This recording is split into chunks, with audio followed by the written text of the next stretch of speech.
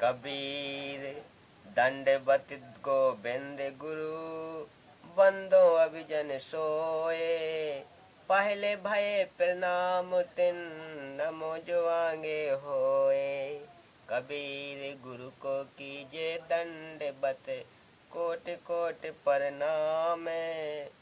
कीट न जाने भृंग कोयो, गुरु कर आप समान। सत साहेब।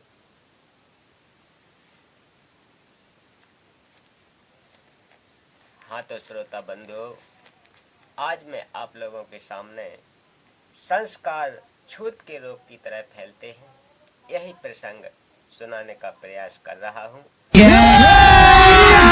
अभी मजा आएगा ना भिड़ो। अच्छे तथा बुरे संस्कार संक्रमण रोग की तरह फैलते हैं। जैसे भक्त के हाथ से बोए गए बीज में भी भक्ति संस्कार प्रवेश होते हैं। जो उस अन्न को खाता है उसमें भी भक्ति की प्रेरणा होती है। यदि कोई नशा करने वाला तथा किसी प्रकार के अन्य विचारों को मन में मंथन करता हुआ हाली बीज बोता है, तो उस बीज में भी उसके विचार प्रवेश होते हैं, जो उस अन्न को खाने वाले को प्रभावित करते हैं। एक बहन ने गुरु दीक्षा ले रखी थी। उसके घर पर गुरुजी आए तथा साथ में एक शिष्य भी था। उस बहन भी किसी कार्यवश उसी दिन आ गई।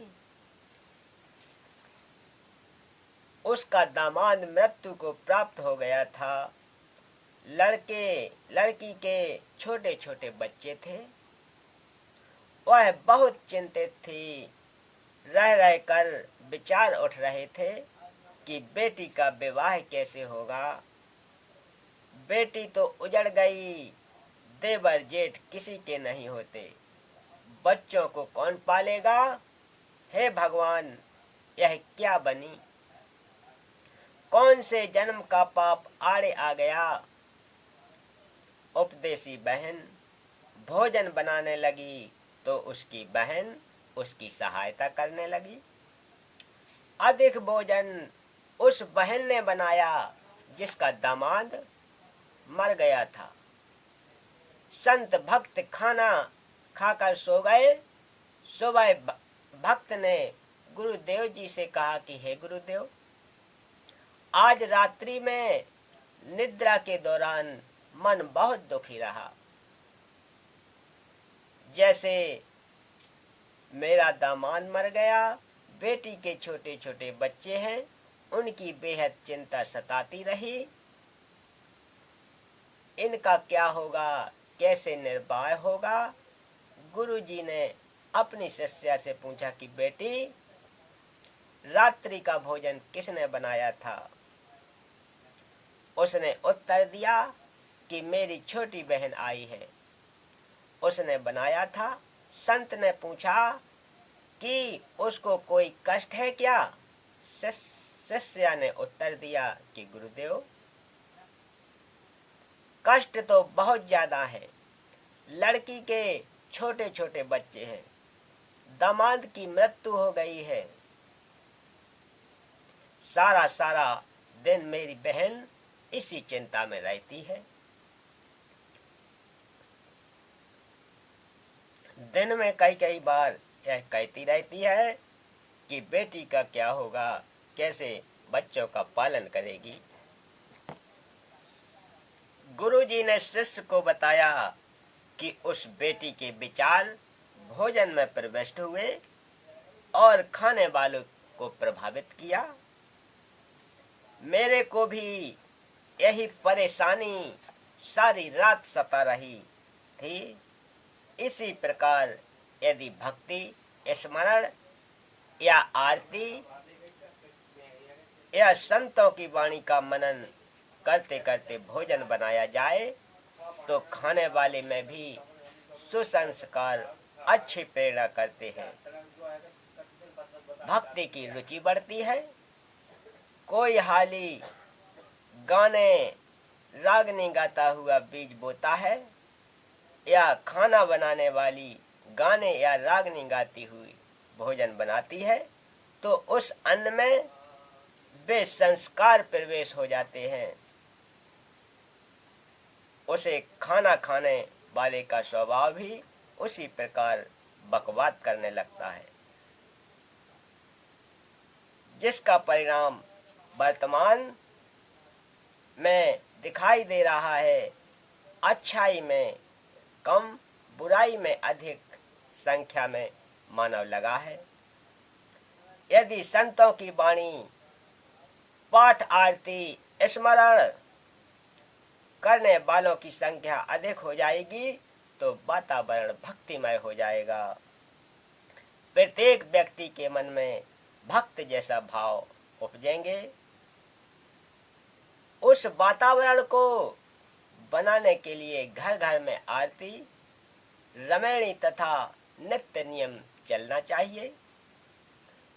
गुरु से दीक्षा लेकर नाम का स्मरण करना चाहिए, जिससे वातावरण में भक्ति के विचारों के तत्व अधिक भर जाएंगे तथा बुरे संस्कार वाले विचार ऊपर उठ जाएंगे। भक्ति संस्कार ऑक्सीजन जानो तथा बुरे विचार कार्बन डाइऑक्साइड समझे। भक्ति संस्कार ऑक्सीजन रूपी भक्ति संस्कार के सिलेंडर खोलने पड़ेंगे, यानी सदग्रंथ साहिब के पाठ पर पाठ करने पड़ेंगे तथा तीनों समय की संध्या नित्य कर्म करने होंगे। स्मरण करना होगा। भक्ति करने वालों की संख्या बढ़ेगी तो भक्ति के विचार भी पृथ्वी पर अधिक फैलेंगे, जिससे प्रत्येक के मन में शांति का आभास होगा। सत्संग करने किसी के घर जाते थे तो पहले दिन तो हमारा भी मन अशांत सा हो जाता था। फिर प्रत्येक भक्त अपनी अपनी रमैणी, सुबह के नित्य नियम, शाम की आरती तथा स्मरण करते, फिर सत्संग सुनाता। तब उस घर से बुरे विचार, कुसंस्कार निकल जाते थे। सुसंस्कारों की अधिकता होने से मन शांत होता। जब हम सत्संग या पाठ करने अगले गांव जाने लगते थे तो पूरा परिवार रोने लग जाता था। उनको इतनी शांति संत व भक्तों के संग से मिलती थी। उन संस्कारों का प्रभाव महीनों रहता है। यदि नाम लेकर प्रतिदिन की तीनों संध्या व स्मरण परिवार के लोग करने लगे जाएं तो वह शांति सदा रहती है। जो बीड़ी हुक्का में तंबाकू पीता है और वह बीज बोता है तो उस अन्न में भी तंबाकू की वासना प्रवेश कर जाते हैं। उस अन्न को खाने वाले में भी तंबाकू सेवन करने की प्रेरणा बन जाती है, जिस कारण से नशा तेजी से युवाओं में बढ़ रहा है। जब तक बच्चे हैं तब तक तो पिता, चाचा, ताऊ, दादा जी से डर के तंबाकू सेवन नहीं करते, परंतु युवा होते ही वे संस्कार प्रबल हो जाते हैं और नशे की आदत शीघ्र पड़ जाती है। मेरा उद्देश्य है कि मानव समाज से नशा तथा अन्य सर्व बुराई जड़ से समाप्त करके धरती पर स्वर्ग बनाऊं। परमात्मा कबीर जी का कहा वचन साकार हुआ देखना चाहता हूँ। उन्हीं की प्रेरणा व शक्ति से यह अनमोल कार्य सफल हो सकता है। यह दास तथा मेरे गुरु भाई सच्ची नियत से इस मिशन की सफलता के लिए प्रयत्नशील हैं। सफलता की पूरी आशा है। तो बोलिए सतगुरुदेव की जय। बोलिए बंदी छोड़ सतगुरु रामपाल जी महाराज की जय।